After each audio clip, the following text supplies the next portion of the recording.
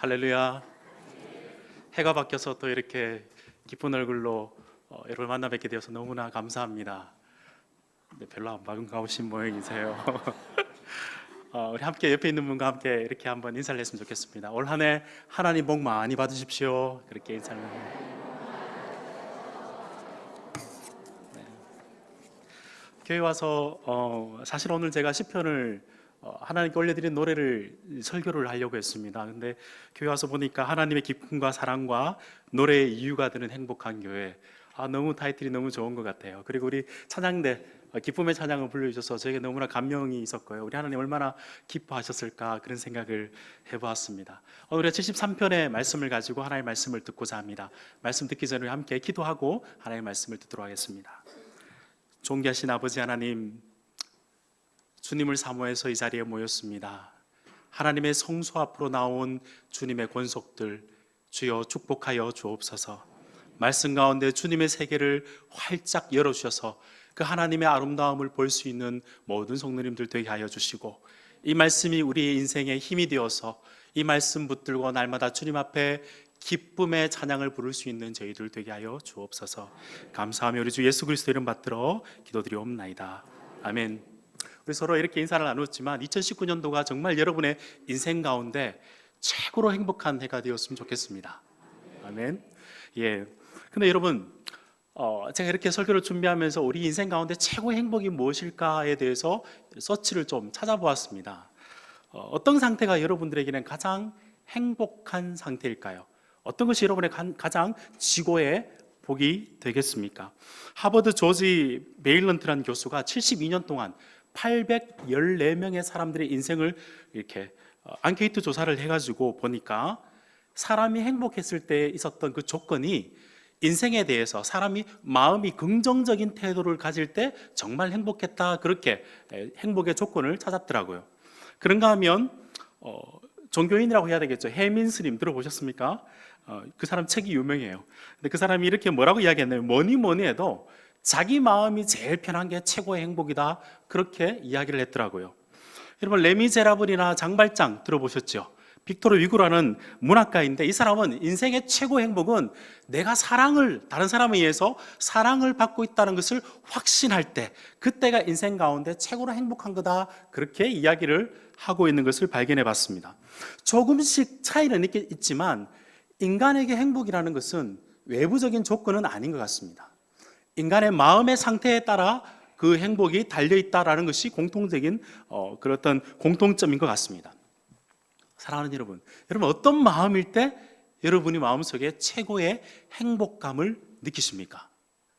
오늘 우리가 읽어본 시편 78편은 28절은 이 시편 73편의 마지막 결론과 같은 마지막 구절입니다. 이 73편의 마지막 결론인데, 거기에서 이 시편 기자는 인생의 최고의 복을 뭐라고 이야기하고 있는가 하면, 우리 28절 함께 다시 한번 살펴볼까요? 오늘 73편을 전체를 살펴볼 건데요, 결론을 먼저 우리가 살펴보고 있는 겁니다. 28절을 보시면 이렇게 이야기하고 있습니다. 하나님께 가까이함이 내게 복이라. 하나님께 가까이 하는 것이 나에게 최고로 좋은 것이며 지고의 복이며 가장 행복한 것이다 라고 고백하고 있습니다. 그리고 난 다음에 하나님께 가까이 하는 것이 어떤 뜻이냐라고 조금 더 뒤에 부연 설명을 하는데, 어려움이 있을 때에는 하나님을 안식처로 삼아서, 피난처로 삼아서 하나님 품에 달려가서 그곳에 하나님 품에 있다가 나와서는 그 하나님께서 나에게 행하신 일들을 전파하며 드러내며 살아가는 것이 바로 하나님께 가까이 하는 것이다.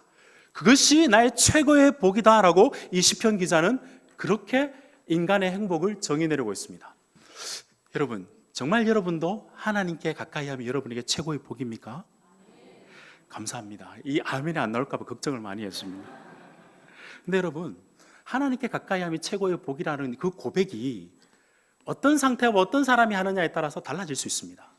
정말 편하게 생활하는 사람이 하나님께 가까이 하는 것이 복이지라고 이야기하는 것과, 정말 신앙의 어려운 가운데서도 이 고백을 할 때 하나님께 가까이 함이 내게 복이라 고백하는 것은 전혀 다른 복입니다. 중학생이 시험을 치르듯이 답안지에 답을 달듯이 주님께 가까이 함이 내게 복이라 머리로 쓴 것과, 인생의 모든 주름과 고통과 어려움 가운데에서도 주님께 가까이함이 내게 복이라 이야기하는 것은 경험한 하나님의 복을 경험한 자가 마음에서 가슴에서 우러나오는 그 고백인 줄로 믿습니다. 여러분들은 어떻습니까? 주님께 가까이함이 여러분에게 복인 것이 머리에서 나오는 복입니까? 아니면 가슴 깊은 곳에서 삶을 통해서 하나님께 드려지는 이 고백입니까? 이 질문 앞에 여러분을 오늘 세워보기를 원합니다. 여러분, 시편 73편은 시편이 5권으로 되어 있습니다. 150편이 있는데 딱 가운데 73편이 세 번째 권의 딱 처음의 대문과 같은 책입니다. 그래서 월터 브루그만이라는 학자는 이 시편 73편이 딱 가운데서 시편의 중추사상과 시편의 굉장히 중요한 역할을 하는 핵심 시편이라고 이야기하고 있습니다. 근데 여러분, 하나님께 여호와께 가까이함이 내게 복이라고 이야기했던 이 시인의 이름이 누구냐 하면 여러분 시편 73편 옆에 뭐라고 적혀 있죠? 아삽이라고 이야기하고 있습니다. 여러분 이야기 좋아하시죠? 제가 아삽 이야기를 조금 해보겠습니다. 아삽은 레위 지파에서 태어난 사람입니다. 여러분 레위 지파가 뭐로 유명합니까? 제사장, 하나님을 섬기는 사람으로 굉장히 유명한 지파입니다. 아마 이 아삽은 태어나면서부터 이스라엘 백성들이 어떻게 홍해를 하나님께서 가르치고 구원을 얻었는지에 대해서 많은 이야기를 들었을 겁니다. 시내산에서 하나님께서 율법을 주셨고 시내산에서 하나님께서 성소를 이렇게 만들라 이야기하면서 그곳에 법궤가 있고 그 이야기를 수없이 들었을 겁니다. 왜 그럴까요?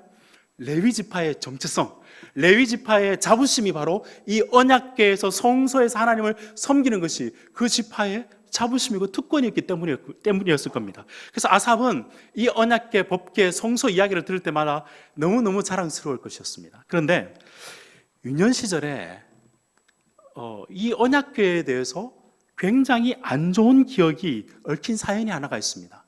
이스라엘 백성들이 한 번은 언약궤만 들고 나가면 전쟁에 이길 줄 알고 언약궤를 들고 전쟁에 나갔다 그만 블레셋 사람들에 의해서 이 언약궤 블레셋 사람들 수중에 다 넘어가 버렸습니다. 전쟁에서 지고 말았습니다. 근데 여러분 언약궤를 내고 간 사람들이 잘못해서 그들이 전쟁에서 진 것이지 하나님이 진 것은 아니었습니다. 블레셋 사람들이 언약궤를 다곤의 신당에 그들이 믿던 신당에 언약궤를 뒀습니다. 그 다음날 어떤 일이 벌어졌는가 하면 다곤의 신상에 목이 부러지고 팔, 다리, 사지가 끊어져서 5조각이 나서 이 하나님의 언약궤 앞에서 머리를 박고 있는 거예요. 여러분 얼마나 놀랐을까요? 블레셋 사람들이. 그래서 혼비백산에서 이 언약궤를 다시 이스라엘 백성이 있는 아비나답의 집으로 보내버렸습니다. 그 이야기를 아마 아삽은 들었을 겁니다. 20년 동안 아비나답의 집에 있었습니다. 언약궤가 성소로 돌아와야 되는데 예루살렘으로 돌아와야 된다는 생각들을 아삽이 하면서 지난 시간이 20년이 지났습니다. 그런 가운데 하루는 다윗이라는 왕이 이 언약궤를 드디어 예루살렘으로 가지고 오려고 하는 계획을 세웁니다. 여러분 그때도 우여곡절이 있었습니다. 우사라는 사람의 이야기를 들어보셨습니까? 언약궤를 가지고 돌아오려고 했는데 이 사람이 그냥 언약궤를 만져버렸습니다. 하나님의 성소에 들어가는 그 언약궤를 제대로 옮기기 위해서는 하나님의 말씀을 따라 섬겨야 되는데 그냥 실수를 해버려서 언약궤가 한 3개월 동안 에돔의 집에 머물게 되었습니다. 그리고 다시 한번 이 언약궤를 제대로 하나님의 성소 예루살렘으로 데리고 오자라고 이야기를 해서 그때는 바로 레위 지파의 사람들 중에서 하나님을 정말 잘 섬길 사람을 뽑아서 그 일을 맡기게 됩니다. 그래서 기쁨으로 찬양하며 춤을 추며 제대로 된 방법으로 이 언약궤를 성소로 옮겨오는 일들이 벌어졌습니다. 제가 왜 이렇게 오래 이야기를 하냐면 그 일을 도맡아 했던 사람이 바로 아삽이었습니다. 역대상 16장 이후에 보면 이 일을 기쁨으로 하나님께 일을 해서 그때 너무 기뻐서 그 찬양을 했던 모습을 16장에 보면 그려주고 있습니다.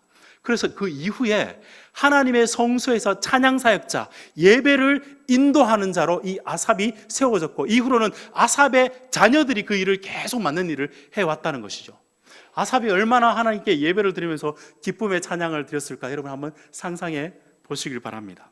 그런데 여러분 그 아삽의 찬양이 항상 기쁨의 찬양이었을까요? 얼마나 오랫동안 기쁨의 찬양을 할 수 있었을까요?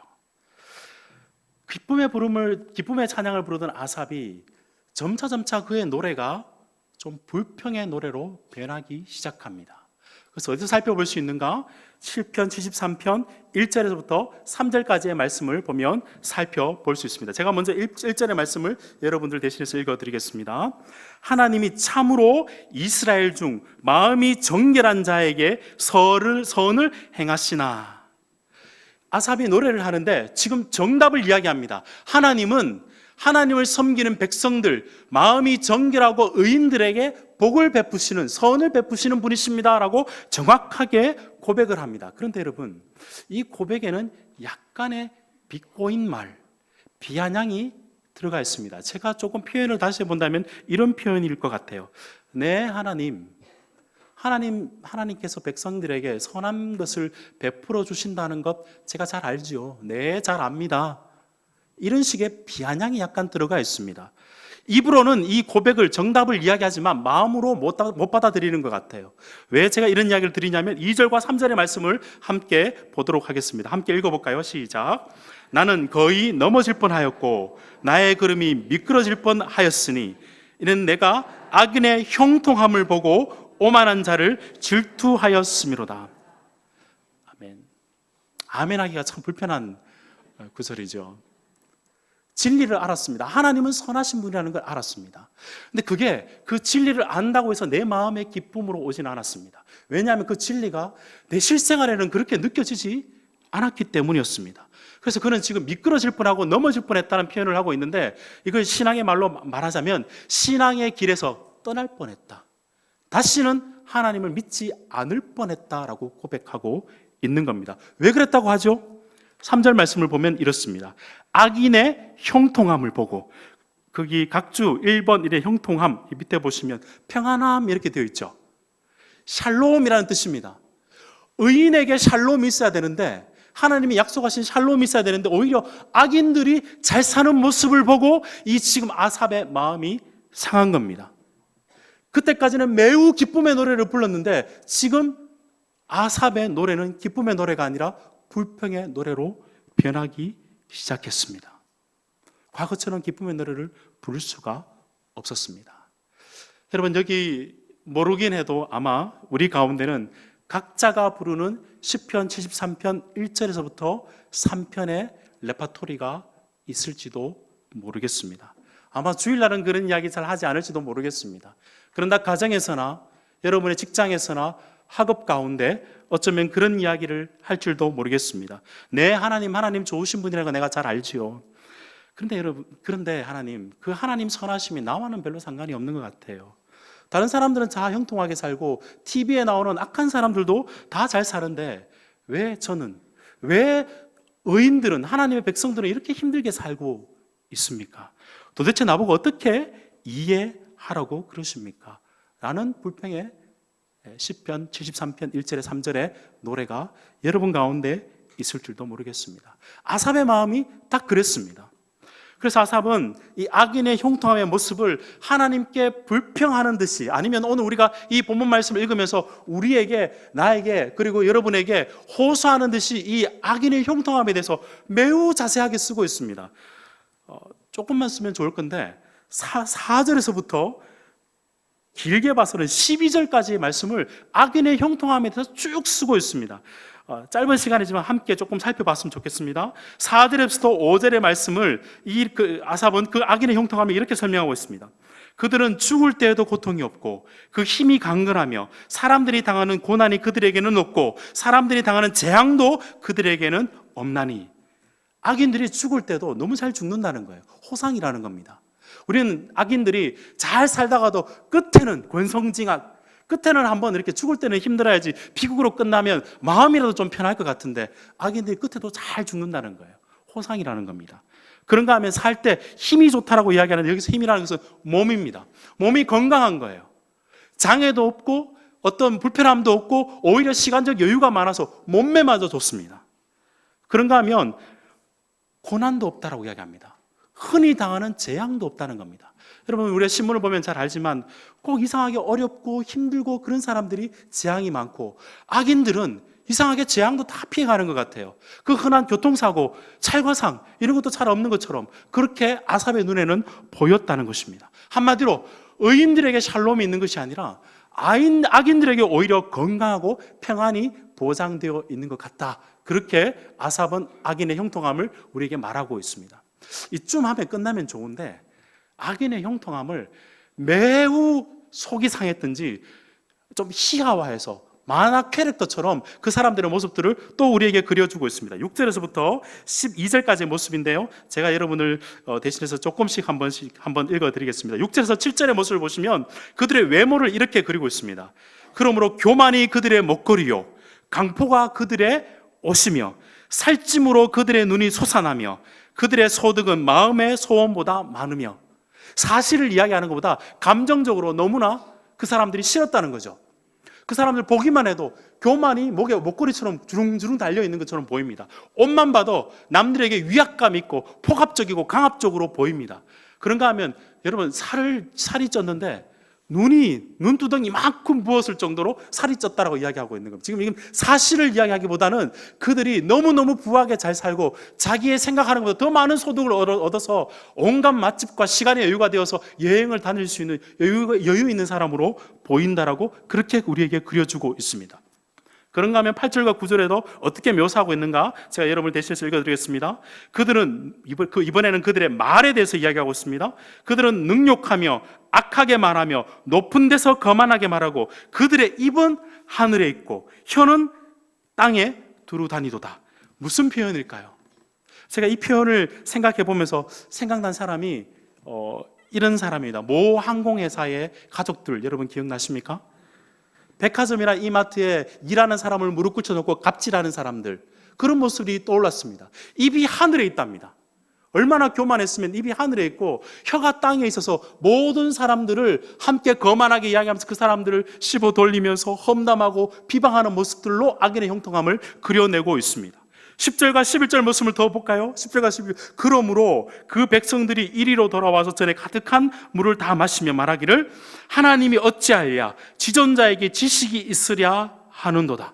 힘있고 돈있고 거만하고 이런 사람들이 인기가 없으면 모르겠는데 오히려 그 사람들과 함께 있으려고 그 사람들을 따라다니는 사람들이 더 많다는 거예요. 그래서 너무 거만해서 하나님이 안들 어떻게 하겠나, 내 마음대로 생활하는 하나님이 나에게 어떻게 할 수 없다라는 태도로 그렇게 살아가고 있다고 지금 아삽이 그려내고 있는 겁니다. 12절에서 그래서 그 사람들을 다 보고 난 다음에 이렇게 이야기합니다. 볼지어다 이들은 악인이라도 항상 평안하고 재물은 더욱 불어나는도다. 하나님 보시지요, 이 악인들이 이렇게 잘 살고 있습니다. 여러분들 보시지요, 악인들이 이렇게 잘 살고 있습니다. 이게 세상입니다 라고 이야기하고 있는 거죠. 사랑하는 성도 여러분, 지금 날마다 하나님의 예배를 인도하며 감사와 기쁨의 찬양을 지도했던 예배 인도자 아삽은 악인들의 형통한 모습에 그만 마음이 상해서 더 이상 기쁜 노래가 아니라 불평의 노래를 지금 하고 있습니다. 여러분들은 어떨까요? 정말 세상 사람들이 하나님을 믿지 않고 그들의 인생은 크루즈 여행을 다니는 것처럼 시간의 여유가 많아서 다닙니다. 자기 밑에 부하들에게 일을 다 시키고 업적에서 성과가 있어도 자기의 영광으로 삼는데, 신앙인들은 정직하게 살아서 힘들게 살고 있는데 마치 돛담배 인생처럼 풍랑이라는 풍랑들은 다 만나는 거예요. 여러분이 그런 상황을 봤다면 여러분들은 단순히 기쁨의 노래만 부를 수 있을까요? 어쩌면 이 아삽처럼 불평의 노래를 할지도 모르겠습니다. 기쁨의 찬양을 계속 부르기보다는 기쁨의 찬양을 잃어버린 예배자가 될지도 모르겠습니다.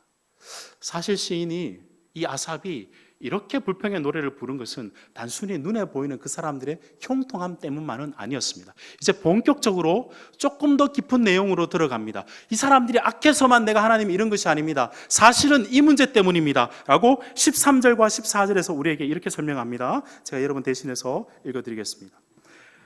내가 내 마음을 깨끗하게 하며 내 손을 씻어 무죄하다 한 것이 실로 정말로 헛되도다. 나는 종일 재앙을 당하며 아침마다 징벌을 받았도다. 자신은 하나님을 너무너무 사랑해서 예배 가운데 행여나 하나님께 누를 끼칠까 말을 조심하고, 행여나 내 행동으로 하나님의 명예를 실추시킬까 조심조심하면서 깨끗하고 정직하게 살고자 발버둥을 쳤는데, 믿지 않는 사람들, 하나님을 떠난 사람들은 너무 편안하게 살며 너무나 많은 번영을 누리고 산다는 것입니다. 무엇보다 여러분, 아삽의 마음에 낙심을 가지고 온 것은 사실은 하나님을 완전히 떠난, 하나님을 벗어난 악인들만이 아니라 하나님께 양다리를 걸치고 있었던 사람들이 오히려 아삽에게 낙심을 준지도 모르겠습니다. 여러분, 단순히 세상 사람들뿐만 아니라 교회에서 그는 매일 아침 저녁으로 어쩌면 제사를 드리면서 많은 사람들이 주님 앞에 나와서, 하나님 앞에 나와서 예배드리는 것을 보았을 겁니다. 근데 그 중에 보면 하나님께 한 다리만 걸치고 세상에 나가서는 세상의 방법대로 살아가는 사람들이 더 편하게, 더 윤택하게 사는 모습을 보았을 겁니다. 그런가 하면 정말 하나님을 위해서 노심초사 살아가는 그 사람들의 삶은 어려움을 많이 보았다는 거죠. 신앙으로 사업을 겨우 일으킨 사장님이 세상의 사람들에 의해서 사기와 사채업자의 횡포에 의해서 하나님 앞에 나와서 이를 꽉 물며 눈물에 흘리는 그들의 기도를 보았다면 여러분은 어떤 노래를 부를까요? 아무리 노력해도 불임 때문에 임신할 수 없어서 하나님 앞에 그렇게 간구해도 하나님이 아이를 주지 않는 그 성도들을 봤다면 여러분 어떤 마음이 들까요? 억울한 중상모략으로, 그 사람 너무너무 잘 살았는데 중상모략으로 교회에 나와서 가운데 앉지도 못하고 저 구석에 앉아서 하나님 앞에 가슴을 치며 울고 있는 성도들을 여러분이 보았다면 여러분의 마음은 어땠을까요? 지금 아삽은 악인의 형통함뿐만 아니라 지금 내가 이렇게 신앙생활하는 것이 허상은 아닐까, 헛된 것은 아닐까, 하나님 내가 세상 가운데 살아가는데 내가 이렇게 열심히 살아가고 있는 것이 무슨 의미가 있습니까?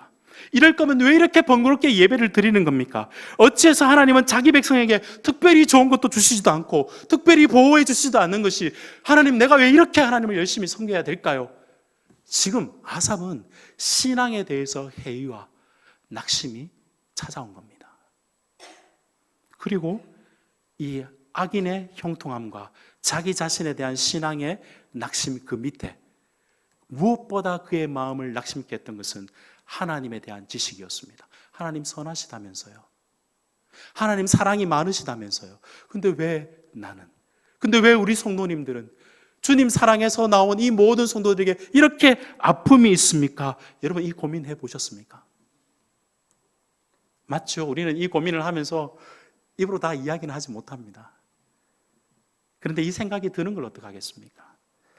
악인들의 형통함에 대한 질투가 들고요, 신앙생활이 헛되다는 생각들이 들 때도 있고요, 하나님 정말 살아계신가, 신정론 정말 하나님이 살아계신다면 어찌 우리를 이렇게 내버려 둘 수 있을까라는 마음이 들 때가 있을 겁니다. 그런데 말은 못하는 거예요. 아삽이 그래서 이렇게 고백합니다. 15절 16절 말씀입니다. 내가 만일 스스로 이르기를 내가 그들처럼 말하리라 하였다면 나는 주의 아들들의 세대에 대하여 악행을 행하였으리라. 내가 이렇게 그들처럼 이야기했다면 모든 성도들에게 죄를 짓는 것과 마찬가지였다라고 생각하는 겁니다. 성도들이 나와서 하나님을 믿고 그렇게 기도하는데 듣지 않는데 나는 신앙을 버릴 거야 라고 이야기했다면 그 성도들에게 내가 어찌 설 수 있을까, 그런 고민을 하고 있는 겁니다. 16절 말씀 이렇게 이야기하고 있습니다. 내가 어쩌면 이를 알까 하여 생각한즉 그것이 내게 심히 고통이 되었더니. 여러분 정말 이 고통, 이 고민들 해보셨습니까? 그런 생각이 여러분 마음속에 들어서 정말 고민해 보셨습니까? 저는 여러분들 이런 신앙의 고민들을 하셔야 된다고 생각합니다. 역설적이게도 이 신앙의 고민을 깊이 하는 사람이 제대로 된 하나님 만날 수 있습니다. 세상 가운데 험난하고 부조리와 사람의 모순 덩어리 있는 생활 가운데 그곳에서 하나님 왜 이렇습니까? 라고 고민하는 사람에게 하나님이 하나님의 큰 세계를 우리에게 보여주시기 때문입니다. 어쩌면 우리가 신앙이 더 깊어지지 않는 이유가 이 고민을 충분히 하지 않고 있기 때문인지도 모르겠습니다. 예배 가운데 와서 가면을 쓰는 거예요. 속마음을 하나님 앞에 내어놓지 않고 가면을 씁니다. 그러면서 밖에 나가서는 이런 고민 가운데 낙심하고 고통 가운데 번민하고 있는지도 모르겠습니다. 여러분 이게 이렇게 이야기하는 게 타당한가 고민되시죠? 가끔 보시면 하나님 앞에 어찌 그런 이야기 할 수 있는가? 아니요, 성경의 위대한 인물들이 이런 고민들 굉장히 많이 했습니다. 예레미야, 성경에서 이스라엘 경건한 사람 중에 예레미야 선지자 여러분 기억나십니까? 그가 예레미야 12장 1절을 보면 하나님께 이렇게 이야기합니다. 여호와여, 내가 주와 변론할 때 주께서 의롭습니다. 그러나 내가 주께 질문하옵나니 악한 자의 길이 형통하며 반역한 자가 다 평안한 까닭은 무엇 때문입니까? 라고 하나님 앞에 물어봤습니다. 하박국 선지자도 동일한 질문을 해봤습니다. 여호와여, 내가 주께 부르짖어도 주께 듣지 아니하시니 어느 때까지니까? 내가 강포로 말미암아 외쳐도 주께서 구원하지 아니하시니이다. 두 명이 나라를 위해서 기도했다면 욥은 자기 자신을 위해서 아시죠? 너무나 고통 가운데서 하나님께 이런 이야기를 하는 것과 마찬가지였습니다. 하나님, 내가 가지고 있는 믿음이, 하나님에 대한 나의 믿음이 왜 이렇게 힘이 없습니까? 라고 그는 하나님께 울부짖었습니다. 사랑하는 여러분, 우리는 정말 믿음의 실상이 무엇인지를 제대로 알기 위해서 하나님께 질문을 던져 보아야 됩니다. 정답으로 외운 신앙 말고요, 정말 하나님을 세상의 부조리와 세상 가운데 모순 가운데서 하나님 정말 선하시다는 것을 나에게 보여주십시오. 너무너무 답답하고 고통스럽습니다. 이 고민을 가지고 주님 앞에 나와야 될 줄로 믿습니다.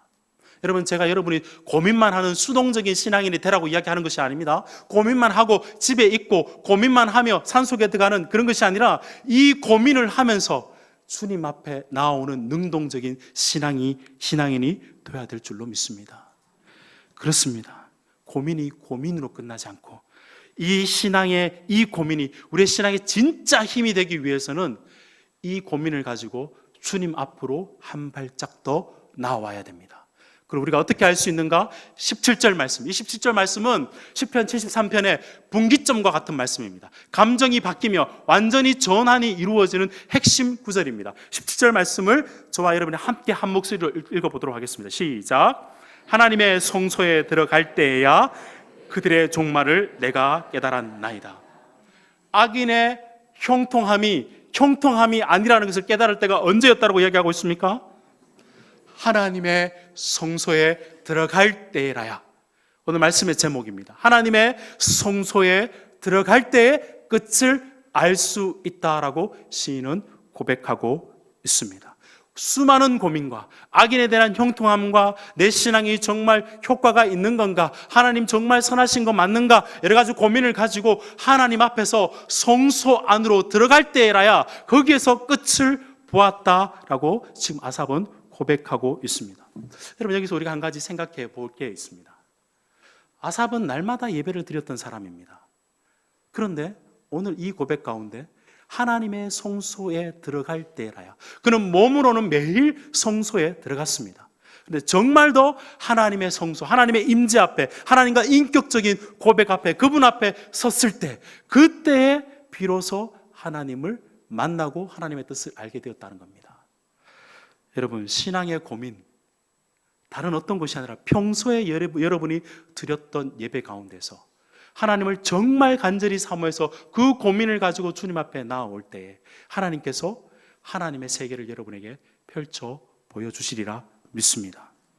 여러분, 신앙 가운데서 여러분의 방향을 잃어버렸을 때 하나님의 성소 안으로 들어오셔야 됩니다. 여러분, 우리는 인생을 살아가고 있지만 우리의 인생을 잘 모릅니다. 저는 신학고 공부를 하고 신학 박사가 되었는데, 특별히 여러분 앞에 설교학이라고 이렇게 교수가 되었다고 하는데 설교 아직 잘 모르겠습니다. 두렵고 떨리는 마음으로 섭니다. 경제학 박사가 경제 다 알던가요? 유아교육과 교수가 아이를 잘 기를 수 있던가요? 인생을 살아가지만 인생을 잘 모릅니다. 우리는 처음과 끝을 모르기 때문입니다. 큰 그림을 알아야 전체를 알 수 있습니다. 여러분, 500피스, 200피스짜리 퍼즐 맞추는 것 아시나요? 어떻게 해야 퍼즐을 완벽한 그림을 맞출 수 있죠? 전체 그림을 알아야 그 퍼즐을 완전히 맞출 수 있습니다. 한 개의 퍼즐, 검은 그림, 흰 그림, 그것만 집중하고 있다고 해서 전체 그림을 알 수 있는 것이 아니라 반드시 전체 그림을 보아야지만이 이 각각의 피스의 의미를 알 수 있는 것처럼, 우리가 바로 이 큰 그림을 볼 수 있는 곳이 바로 하나님의 성소 앞입니다. 그 하나님을 만나야지만이 하나님의 전체 그림을 알 수 있다는 사실을 꼭 기억하시기를 주님의 이름으로 축원드립니다. 하나님은 처음과 끝을 주장하시고 그 그림을 주님께서 우리에게 보여주셨을 때, 그때에 우리가 완전히 영적인 시각이 완전히 새롭게 된다는 사실을 기억하시고 하나님의 성소 안으로 들어가는 것을 여러분 놓치지 않으시기를 바랍니다. 그분의 임재 앞에서 그분을 만날 때에 우리의 슬픔의 노래와 불평의 노래가 기쁨의 노래로 바뀌어질 수 있는 것입니다. 그럼 제가 여러분에게 여쭤볼게요. 여러분에게 하나님의 성소는 어디입니까? 영광교회 맞으십니까? 이미 우리가 그리스도께서 부활성찬을 성령께서 우리에게 오셔서 이미 우리는 성전이 되었습니다. 어디든 주님을 만날 수 있습니다. 그러나 어디든 주님을 만날 수 있다고 해가지고 어디든지 만날 수 있던가요? 사실은 시간을 정하고 하나님을 간절히 찾기 위해서 그 장소에 나와서 더욱더 그분을 몸으로, 습관으로 그렇게 해야지 우리의 삶이, 우리의 사고방식이 정해진다는 거 잘 아시죠? 여러분의 성소가 바로 날마다, 주일마다 혹은 이렇게 저녁 예배 이렇게 나와서 일상적인 예배에 성공하는 바로 이 장소가 주님을 만나는 주님의 임재 앞에 나오는 그 장소인 줄을 여러분 꼭 믿으시기를 바랍니다. 그 성소 앞에서 그 안으로 더욱더 들어갈 때에 여러분 하나님의 큰 그림을 깨닫고 하나님의 큰 그림을 볼 수 있다는 겁니다. 그 큰 그림 궁금하시죠? 그 큰 그림을 이 아삽이 우리에게 보여주고 있습니다. 18절 밑에서부터 26절까지가 바로 그 큰 그림에 관계되는 것인데요, 성소에 들어갔을 때 아삽이 깨달았던 바가 크게 세 가지인데 그 세 가지를 간략하게 좀 나눠보기를 원합니다. 뭘 깨달았느냐? 하나님을 만나서 인생 전체, 우주 전체를 보니까 그가 깨달은 바가 첫 번째는 이것입니다. 악인의 형통함의 끝을 알게 되었다라고 이야기하고 있습니다. 18절에서부터 19절, 20절 말씀을 제가 여러분을 대신해서 읽어드리겠습니다. 주께서 참으로 그들을 미끄러운 곳에 두시며 파멸에 던지시니 그들이 어찌하여 그리 갑자기 황폐되었는가 놀랄 정도로 그들은 전멸하였나이다. 주여, 사람이 깬 후에는 꿈을 무시함같이 주께서 깨신 후에는 그들의 형상을 멸시하시리이다. 악인의 형통함이 아니라 그들이 실제로는 그들이 미끄러운 곳에 있다라고 실제를 보게 되었다는 겁니다. 여러분 참 재밌죠? 2절에서 믿음은 있지만 고민하고 하나님께 불평을 했던 그가 내가 미끄러질 뻔했습니다, 넘어질 뻔했습니다 라고 그가 고백했던 그는 사실은 하나님의 믿음의 대로 안에 있었고, 오히려 악하게 형통했던 사람들이 오히려 미끄러지는 장소에 하나님께서 두었다라고 이야기하고 있는 것입니다. 실상은 그들이 세상 가운데서 잘 살고 번영하고 강포를 행하고 교만하고 거만한 말을 하는 그 사람들의 삶이 하나님께서 미끄러진 곳에 두었다라고 이야기합니다. 반드시 그 끝이 있고 그 끝에서는 멸망이 있다라고 주님께서 우리에게 전멸하게 된다, 이렇게 말씀하고 있습니다. 여러분 오해하지 마시기 바랍니다. 그들이 악인이 갑자기 사업이 망하거나 그들의 삶이 갑자기 어떻게 되거나 자녀가 어떻게 되거나 그것을 이야기하고 있는 것이 아닙니다. 마지막에 하나님의 시각으로 마지막 때가 오게 되면 그들이 지금 실제를 살아간다고 생각하지만 오히려 그들이 꿈을 살아가는 것이고, 실제는 하나님께서 깨시고 이 땅 가운데 다시 오시면 그때가 바로 우리의 실상이다, 주님께서 우리에게 말씀하고 있는 것입니다. 그래서 20절에서 표현을 악인은 지금 꿈꾸고 있는 거다, 그렇게 이야기하고 있습니다. 저희 집에 아이들이 있는데요, 지금 방학 때 너무너무 즐거워하는 일들이 생겼습니다. 컴퓨터 게임인데요, 아이가, 큰아이 작은아이가 2명이 들어가면 편을 먹어가지고 또 친구들 다 불러가지고 우리 총놀이를 하더라고요. 안 하고 싶게 막 말리고 싶었는데 거기에도 보니까 그 안에도 비닉빈 부익부가 있어요. 많은 스펙을 가지고 이렇게 힘이 있는 친구들은 거기에 있는 사람들을 이렇게 못 살게 해서 빨리 죽여요. 그래서 거기에 그 세계가 너무너무 즐거워서 그 아이들이 거기에 머물고 있습니다. 근데 그게 실상이 아닙니다. 컴퓨터를 제가 꺼버리면 옆에 몽둥이를 들고 있는 어머니가 있다는 사실이, 그게 실상입니다. 그들은 거기서 아무리 즐거운 삶을 살아간다 할지라도 컴퓨터가 꺼지고 나면 공부해야 되며 거기에서 부모님이 원하는 일을 해야 되는 그것이 그들의 현실입니다. 답답하고 힘들 수는 있겠죠. 그러나 그것이 그들에게 현실입니다. 마찬가지입니다. 여러분 꿈에서 성공하는 것보다는 어렵고 힘들더라도 이 현실 속에서 하나님 앞에서 살아가는 것이 우리의 참 인생의 행복인 줄로 믿습니다. 이 땅에는 끝이 있고 그 끝의 뒤에는 하나님이 오시기 때문입니다. 언제 그것을 알 수 있다고요? 하나님의 성소 안에서 교회에 나와서 하나님의 말씀을 깨닫고 인격적으로 말씀하시는 그 하나님의 음성을 듣고 하나님께서 펼치시는 성경 가운데서 펼치는 처음과 끝을 알게 될 때 이 세상 가운데서 악인의 형통함으로 우리의 마음의 질투와 마음이 흔들리지 않게 된다는 겁니다. 그런가 하면 두 번째, 악인의 형통함의 것뿐만 아니라 이 아삽이 깨달은 바가 있습니다. 21절과 22절인데요. 제가 여러분을 대신해서 읽겠습니다. 내 마음이 산란하며 양심이 찔렸나이다. 내가 이같이 우매함으로 주 앞에 짐승이오나. 악인의 형통함을 깨닫고 난 다음에 자기 자신을 돌아봤습니다. 마음의 양심에 찔림이 있다고 했습니다. 하나님 앞에서 내가 짐승처럼 살았구나, 짐승처럼 생각했구나, 이것을 깨달았다고 이야기하고 있습니다. 여러분 생각해 보면 아삽이 매번 예배를 드리면서 악인의 형통함을 보면서 너무 부럽습니다. 왜 저들은 왜 저렇습니까? 라고 불평불만했던 내용들은 사실 그가 그것을 원했기 때문이 아닐까요? 그도 그 삶을 원했기 때문이 아닐까요? 이 사실의 그 끝을 보고 난 다음에 아삽은 주님, 내가 그들을 부러워했던 것이 짐승처럼 생각했던 것이군요. 내가 그들을 왜 그렇게 부러워했었고 하나님을 의심할 것처럼 그들의 삶을 너무나 동경하고 살았습니다. 내가 왜 그렇게 동경하며 살았습니까? 이것이 내가 짐승처럼 산 증거 아니겠습니까? 그렇게 고백하게 되었습니다. 어디에서요? 하나님의 거룩한 존전 앞에서 자신의 그 신앙의 내면을 잘 봤을 때 내 신앙이 이런 거였구나라는 것을 깨닫게 되었다는 것입니다.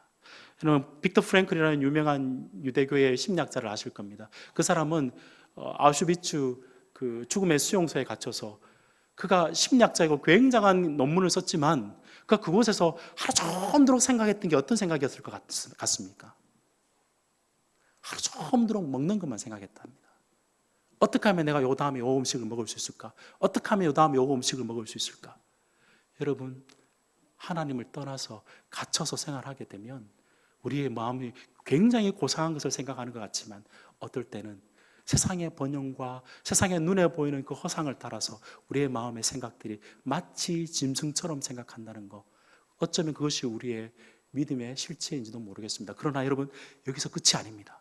자기의 믿음 없음을 딱 깨닫는 동시에 그가 깨달은 바가 있습니다. 세상에 대해서 깨달은 바가 있고 자기 자신에 대해서 깨달은 바가 있고 바로 그때 하나님에 대해서 내가 믿는 하나님이 어떤 하나님인지를 그가 적나라하게 깨닫게 됩니다. 23절에서부터 26절 말씀 제가 여러분에게 읽어드리겠습니다. 가장 중요한 깨달음입니다.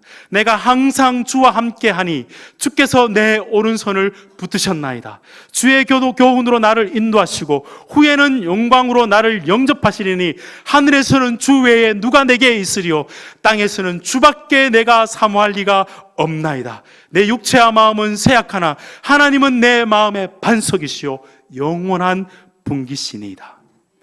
내 믿음의 실체를 보고 난 다음에 내가 하나님을 붙잡는 줄 알았더니만 아니요, 하나님께서 나를 붙들고 계셨군요. 내가 그들을 부러워하고 있을 때, 내가 미끄러졌다라고 이야기하고 있을 때도 하나님께서 나를 붙드셔서 믿음의 대열을 가게 해주셨고 그것뿐만 아니라 마지막에 나로 하여금 주님의 이 말씀으로 깨닫게 해주셔서 영원한 기업과 생명을 나에게 주시기 위해서 주님이 나를 붙들고 계셨군요. 언제 깨달았다고 이야기하고 있습니까? 하나님의 성소 안에서 하나님을 만났을 때 세상에 대해서 깨닫게 되었고 큰 그림을 보게 되었고 자기 자신의 밑바닥을 보게 되었고 그와 더불어 나의 모든 부족을 덮는 하나님의 영광을 그는 성소 안에서 보게 되었습니다. 그래서 그는 이렇게 고백합니다. 하늘에 주밖에 없고 이 땅에 살 동안에도 주님 말고 내가 사모할 사람이 없습니다. 사랑하는 여러분, 어쩌면 여러분이 이 내용을 너무 잘 알고 있는지도 모르겠습니다. 다시 한번 정리하면 꼭 기억하십시오. 우리의 삶의 핵심 문제는, 삶의 행복은 우리가 얼마나 평안하고 얼마나 건강하고 얼마나 떵떵거리며 얼마나 누리며 사는 것에 있지 않습니다. 우리 신앙의 핵심 문제는 내가 신앙의 행복을 위해서 얼마나 종교적인 일을 많이 했는가. 하나님, 내가 이걸 위해서 이거 했고요, 선교했고요, 헌금했고요, 얼마나 기도했고요, 거기에 다 달려있는 것도 아닙니다. 진짜 핵심은 하나님 존전 앞에 나와서 하나님이 전부이십니다. 내 삶의 전체이십니다. 내 지혜의 모든 지혜의 지혜이시며 내 삶의 보화이시며 그분이 나의 생명이시며 그분이 나의 전부입니다. 주님을 사랑하면 신앙적인 행동을 하게 되어 있고 그 신앙의 행동을 의미를 정확하게 알고 있으면 세상의 부러움이 사라질 것이기 때문입니다. 사랑하는 여러분, 혹시 여러분의 삶 속에서 기쁨의 노래를 잃어버렸습니까? 그렇다면 바로 그때가 하나님의 성소 안으로 한 발짝만 더 안으로 들어오시길 바랍니다. 모든 불평과 의심, 고민을 가지고 주님 앞에 나와오십시오. 주님 앞에 나와서 주님 앞에 불평의 찬양이라도 괜찮습니다. 하나님 앞에 올려드리십시오. 그럼 주님께서 여러분을 만나주시고 여러분의 영적 시야를 활짝 열어주실 줄로 믿습니다. 바로 그때 여러분의 잃어버린 찬양이 회복되게 될 것이고 여러분의 불평의 노래가 기쁨의 노래로 하나님께서 변화시켜 줄 것입니다. 말씀을 마치고자 합니다. 종종 전투기가 추락하는 뉴스를 여러분 종종 들어보시지요. 추락하는 이유가 여러 가지 이유가 있겠지만 그 중에 중요한 이유 중에 하나가 버티고 현상 때문입니다. 전투기 조종사가 깜깜한 밤이나 구름 속에 전투기에 가면 내가 지금 하늘을 나는 건지 위가 하늘인지 아래가 바다인지 갑자기 헷갈릴 때가 있답니다. 그래서 그때 전투기 조종사는 반드시 훈련을 받습니다. 그런 위험한 순간에는 반드시 계기판을 보는 훈련을 받는다는 거죠. 사랑하는 여러분, 여러분의 삶 속에서 방향을 잃어버렸을 때 여러분의 영적 계기판이 있는 곳이 어디일까요? 하나님의 성소 안으로 갈 때에 그 계기판을 볼 수 있다는 사실을 꼭 기억하시기 바랍니다. 세상의 형통함이 너무 부럽고 질투가 나십니까? 지독한 신앙의 허무감을 느끼고 계십니까? 아니면 하나님에 대한 의심이 짙어지고 계십니까? 하나님의 임재 앞으로 조금 더 나아오십시오. 한 번만 더 나아오시고 진심으로 여러분의 고민을 내어놓으시고 주님, 나 주님 만나고 싶습니다. 주님의 그 세계를 나에게 펼쳐주십시오. 올해 이것이 나에게 가장 큰 복이 될 줄로 믿습니다. 주님, 내가 주님께 더 가까이 나가겠습니다. 주님, 나를 만나 주십시오. 그 고백이 여러분의 고백이 되었으면 좋겠습니다. 그럴 때 여러분은 믿음의 주요, 여러분을 온전케, 그 믿음을 온전케 하시는 우리 주님을, 우리 주 예수 그리스도를 만나게 되실 겁니다. 생각해 보십시오. 우리 주님도 이 땅에 계셨을 때 세상 사람들에게 조롱을 당했습니다. 주님도 이 땅에 계셨을 때 하나님의 관심이 없는 듯이 하나님께서 보지 않는 듯한 그 인생을 살으셨습니다. 그러나 그분은 예루살렘 성소로 우리를 대신해서 들어가셨습니다. 우리의 죄를 십자가에서 멸하시고 부활 승천하셔서 마지막 새 하늘과 새 땅을 이 땅 가운데 데리고 오시는 그분이 바로 우리의 주님이십니다. 예배 가운데 그분을 만나게 될 때 여러분의 기쁨의 노래가 온전히 회복될 줄로 믿습니다. 하나님의 임재 안에서 하나님이 여러분을 오른손으로 붙드시는 존재라는 것을 확인하시고 주님을 피난처로 삼아서 날마다 조금씩 더 주님의 임재 앞으로 나아가시고 그 만난 하나님을 내 삶을 통해서 기쁨의 찬양으로 드러내시는 여러분의 인생이 되시기를 우리 주님의 이름으로 축복드립니다. 기도하겠습니다. 하나님 아버지, 올 한 해 우리의 신앙 가운데, 우리의 인생 가운데 이 기쁨의 노래가 회복되게 하여 주옵소서. 만약 우리 가운데 이 기쁨의 찬양을 잃어버린 성도가 있다면 그들에게 이 노래를 회복시켜 주시옵소서. 세상의 부조리와 모순 가운데 살아가는 우리 성도들에게 낙심과 낭망이 있을 때마다 우리 성도님들 더욱더 주님 앞으로, 주님의 성소 안으로 들어올 수 있는, 그래서 그곳에서 우리 주님을 만날 수 있는 성도들 되게 하여 주시옵소서. 간절히 바라기는 주님, 우리가 이 교회 주님의 임재를 바라고 한 발짝 나아올 때 우리 성도님들 만나 주시옵소서. 하나님의 선하심을 삶 속에서 깨닫게 해주시고 큰 인생의 그림들, 내 믿음을 보게 하시고 우리 주 예수 그리스도의 아름다움을 보게 하여 주옵소서. 그래야 인간의 모순과 세상의 부조리 속에서도 항상 하나님을 찬양하며 살아가는 저희들 되게 하여 주옵소서. 그렇게 하신 우리 주님을 찬양하고 우리 주 예수 그리스도 이름 받들어 축복하며 기도드리옵나이다. 아멘.